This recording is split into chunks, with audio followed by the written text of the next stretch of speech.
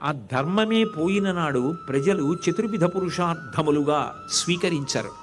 ధర్మ అర్థ కామ మోక్షములని నాలుగు ఉండవు. నిజానికి అర్థము ధర్మముతో ముడిపడాలి, కామము ధర్మముతో ముడిపడాలి. ధర్మబద్ధమైన అర్థము, ధర్మబద్ధమైన కామము, అదే మోక్షమునకు కారణము. కానీ ధర్మాన్ని వదిలేస్తారు. వదిలేసి అర్థము కామము, డబ్బు కోరికలు, డబ్బు కోరికలు, ఇంతే. ఇలా అయిపోతుంది. అయిపోయినప్పుడు సమాజం అంతా భ్రష్టమైపోతుంది.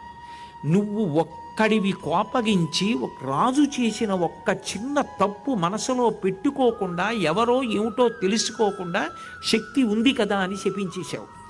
ఇప్పుడు నువ్విచ్చిన శాపం వల్ల సమాజమంతా భ్రష్టమైపోతోంది, దేశమంతా పాడైపోతోంది. నువ్వు ఖచ్చితంగా తప్పు చేశావు, నువ్వు చేసింది సమర్థనీయం కాదన్నాడు. అలా ఉండేది పూర్వం. పూర్వం బిడ్డతో మాట్లాడినా అలా మాట్లాడేవారు. అందుకే మీరు మహాభారతం చదివితే ఆశ్చర్యకరమైన విషయం కనిపిస్తుంది.